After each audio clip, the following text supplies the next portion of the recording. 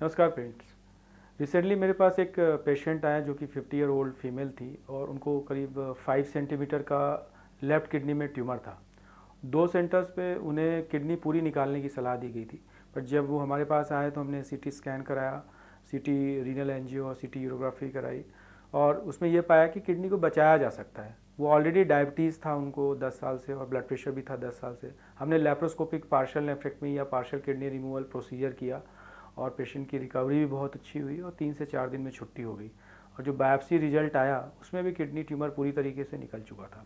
तो मैं आज इस वीडियो में बेसिकली पार्शियल नेफ्रेक्टमी या पार्शियल किडनी रिमूवल के बारे में डिस्कस करूंगा कि आखिर ये होता क्या है और कैसे किया जाता है। तो बेसिकली पार्शियल नेफ्रेक्टमी का प्रोसीजर ये किडनी ट्यूमर वाले केसेस में किया जाता है। ऐसे पेशेंट जिनमें छोटे किडनी ट्यूमर हैं उनमें पार्शियल नेफ्रेक्टमी की जाती है और यह सीटी देख के भी डिसाइड किया जाता है कि बड़े ट्यूमर में भी कई बार किडनी बचाने की सोची जा सकती है सीटी स्कैन देख के।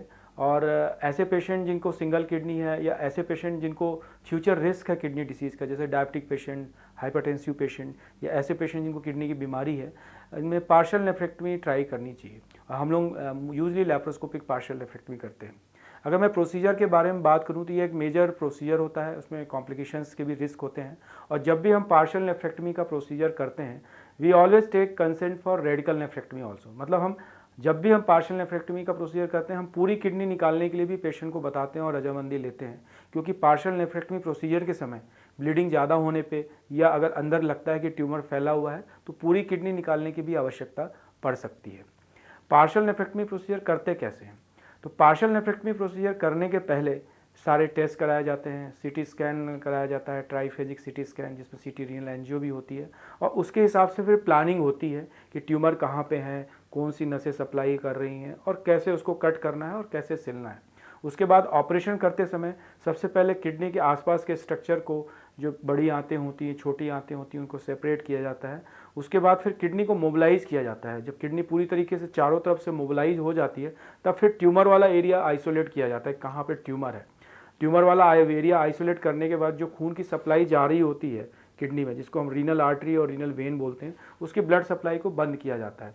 ब्लड सप्लाई को बंद करते साथ ही वार्म इस्कीमिया टाइम चालू हो जाता है। वार्म इस्कीमिया टाइम मतलब जैसे ही आप किडनी की ब्लड सप्लाई बंद करते हैं किडनी का डैमेज चालू हो जाता है।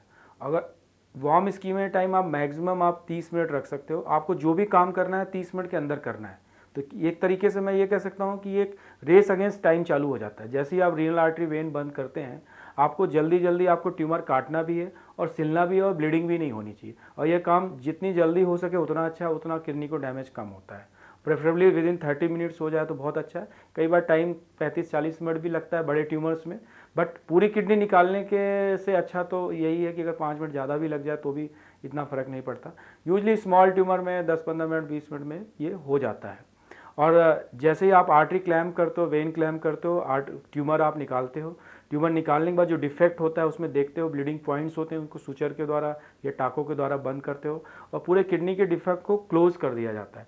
किडनी के डिफेक्ट को क्लोज करने के बाद जो आर्टरी और वेन में जो हमने ब्लॉकेज लगाए हैं, क्लैम्प लगाए हैं, उनको हटाया जाता है और देखते हैं कोई ब्लीडिंग तो नहीं। अगर बहुत ज़्यादा ब्लीडिंग नहीं है तो फिर प्रोसीजर फिनिश हो जाता है। ज़्यादा ब्लीडिंग है तो एडिशनल टाँके लगाए जाते हैं। या बहुत ज़्यादा ब्लीडिंग है, अनकंट्रोलेबल है, लाइफ थ्रेटनिंग है, तो फिर पूरी किडनी निकाल दी जाती है।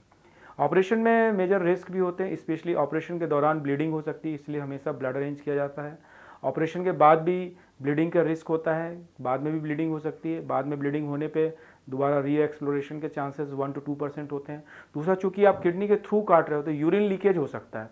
यूरिन लीकेज अगर होता है तो उसमें भी स्टेंट डालना पड़ सकता है किडनी में या ट्यूब डालनी पड़ सकती है। तो ये मेजर कॉम्प्लिकेशन रिस्क होते हैं। बट फ़ायदा क्या है? फ़ायदा ये है कि आप किडनी बचा रहे हो और आगे जाके किडनी फेलियर के रिस्क को कम कर रहे हो। ऐसा देखा गया है कि जो पेशेंट जिनमें पूरी किडनी निकाल ली जाती है आगे जाके ऑलमोस्ट 30 से 40% पेशेंट में किडनी फेलियर डेवलप होता है और ऐसे पेशेंट में कार्डियोवैस्कुलर प्रॉब्लम या हार्ट डिसीज़ होने के भी चांसेस ज़्यादा होते हैं। तो ना सिर्फ किडनी बचती बल्कि हार्ट डिसीज़ के रिस्क भी कम होते हैं। तो मैं समझता हूँ इससे आपको पार्शियल नेफ्रेक्टमी या पार्शियल किडनी रिमूवल के बारे में जानकारी मिली होगी। और जब भी आपके आपके सगे संबंधी और आपके जानकार को, कभी जानने वालों कभी भी किडनी ट्यूमर डायग्नोज होता है, डेफिनेटली आप यूरोलॉजिस्ट से संपर्क करें जो कि पार्शियल नेफ्रेक्टमी करते हो, क्योंकि बहुत सारे पेशेंट में किडनी बचाना संभव होता है। Thank you.